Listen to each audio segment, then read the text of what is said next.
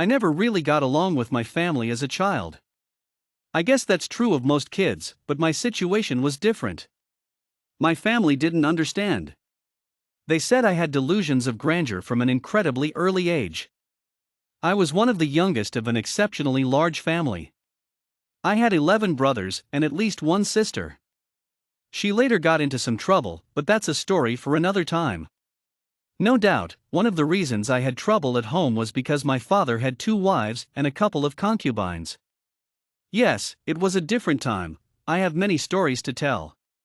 My father treated me special because I was the son of his favorite wife, the one he loved most. That was already a bone of contention. But to make matters worse, he had a special garment made for me. It was multicolored, and I wore it wherever I went. Then there were my dreams. My dreams repeatedly showed that sometime in the future, they would all bow down to me. I know, delusions of grandeur. Looking back, I could have kept the dream to myself, but something forced me to share with the family. This just gave my brothers fresh reasons to hate me. And then I dreamt about my parents, represented by the sun and moon. They would also join in this reverential treatment, adding fuel to the fire. Even my loving father rebuked me for it. Why couldn't I keep my mouth shut? It all came to a head when I went to give a message to my brothers working far away from home. I could see them whispering as I approached but thought nothing of it. But the hairs on the back of my neck stood up when they surrounded me. I knew my brothers didn't like me, but outright hatred? This vitriol was completely unexpected. Their shouts flooded into my ears, crowding out my thoughts. I'll never forget their words, "Let's kill him, then we'll see what becomes of his dreams." One voice did stand out, that of my oldest brother, "He is our brother, do not spill blood." There was hope. It all happened so fast.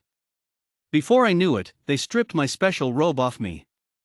It's amazing the things you think of as your life flashes before your eyes. That is a real thing, your entire life flashes before your eyes when you think you're going to die. My mind paused on the scene when my father first gave me the multicolored robe. I felt so proud. My eyes brimmed with tears of gratitude. I was being singled out among my brothers. Now, all I could see was the once beautiful robe in tatters. My bones ached from the fall. I had no idea water pits were that deep. I had only seen them from above and used them to gather rainwater for our flocks. I never imagined that one would someday be my grave. From down inside the pit, I could still hear them plotting and scheming. Most of my brothers were content to kill me, or at least leave me here for dead. Then one of them had an idea.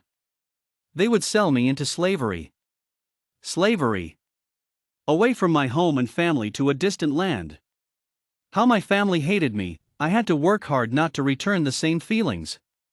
I heard the goat bleat its last. This wasn't the first time I'd heard an animal die. We slaughtered them for food and sacrifice. But this time was different. This time, I shared its same fate.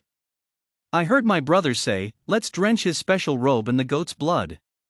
Then our father will have to think a wild beast must have torn him to pieces." How their hatred had manifested itself. I reflected on their violent actions.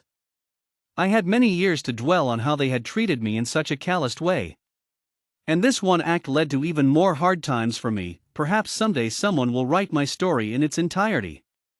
I must admit it wasn't all bad. I enjoyed my time in the Egyptian household. My diligence was rewarded as I ran the entire household. Until I was falsely accused of rape. That's right, the master's wife screamed and said that I had tried to rape her when she tried to entice me. Believe it or not, it was no real temptation. Her actions went against everything that I learned growing up. Sibling rivalry and hatred persisted in my home. Still, we learned the sacredness of marriage. Of course, my master believed his wife. So, they threw me into prison. After years in that wretched hole, my fortune changed again for the better. During an amazing course of events, I was elevated to a remarkably high position in the government. I'm not exaggerating when I say I was second only to the pharaoh. This is when all my dreams came back to me. Due to a devastating famine, people from all over came to Egypt. Why? Because of my careful administering of things, we had plenty of food. People from my home country also came for food. My own brothers, now all grown up with families of their own, came for food. And they came to me. They bowed down to me, just as I had dreamed about so long ago. I wanted to be angry with them. My imperfect feelings wanted to rally against them and take vengeance. But once again, I'm reminded of the teachings of my father. My mind drifted back to our family gatherings around the fire. We learned how our ancestors' faith and obedience was rewarded and our promise of a grand future. These were the thoughts that guided me as I revealed my identity to my 11 brothers. I appreciated them all the more. All the pain of the past years disappeared. And all I could think of was seeing my beloved father once again.